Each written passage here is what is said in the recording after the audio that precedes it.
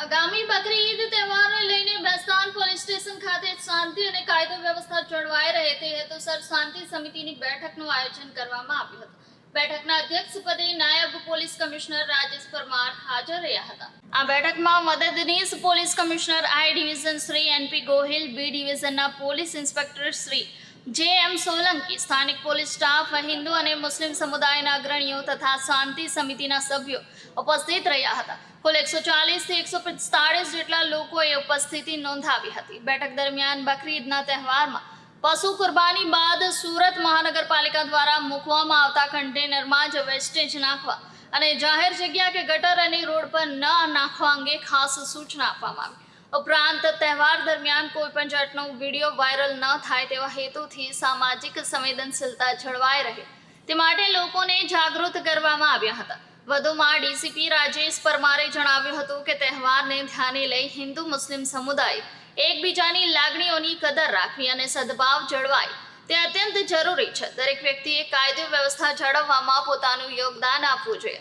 આ ઉપરાંત શહેરમાં નો ડ્રગ્સ અભિયાન અંતર્ગત નશીલા પદાર્થોના ઉપયોગ સામે જાગૃતિ લાવવા માટે સૂચનાઓ આપવામાં આવી હતી. સાયબર ફ્રોડ અને પોક્સો જેવા ગુનાઓના નિવારણ માટે લોકો, ખાસ કરીને પિતા માતાઓને બાળકો પર ખાસ ધ્યાન રાખવાની અપીલ કરવામાં આવી. ટ્રાફિક અવેરનેસ અંગે પણ લોકોને માર્ગ સાવચેતી, હેલ્મેટ પહેરવું, રોંગ સાઇડ ડ્રાઇવિંગ ન કરવી જેવી બાબતો અંગે સૂચિત કરવામાં આવ્યા હતા. આ બેઠક શાંતિપૂર્ણ માહોલમાં યોજાઈ હતી અને તમામ ઉપસ્થિત અગ્રણીઓએ તહેવારને શાંતિ અને એકતા સાથે ઉજવવા માટે સહયોગ આપવાનો નિર્ણય લીધો હતો. આજ રોજ બેસ્તાન પોલીસ સ્ટેશનમાં અમારા અધ્યક્ષતામાં શાંતિ સમિતિની મિટિંગ રાખવામાં આવી. એમાં 150 જેટલા હિન્દુ મુસ્લિમ આગેવાનો હાજર હતા. આ બાબતે બકરી ઈદ નિમિત્તે દરેકને કોમી એકલા સૌહાર્દપૂર્ણ વાતાવરણમાં તહેવાર પૂરો થાય એ બાબતની સમજ કરવામાં આવી. મુસ્લિમ ભાઈઓને જે કાયદા અનુસાર જે રીતે એમનું બલિદાન જે આપવાનું છે એ રીતે આપે એની પણ સમજ કરવામાં આવી. ગૌવંશના કાયદા વિશે સમજ કરવામાં આવી કે એમાં કંઈ પણ હશે તો ગંભીર ગુના દાખલ કરવામાં આવશે તથા કોઈ પણ સોશિયલ મીડિયાની પોસ્ટ હોય તેને પહેલાં વેરીફાઈ કર્યા વગર એને ટ્રાન્સફર ન કરવી, એને વાયરલ ન કરવી તેની પણ સમજ કરવામાં આવી. આમ કૌમી એકલાસના વાતાવરણમાં આ મિટિંગ પૂર્ણ કરવામાં આવી.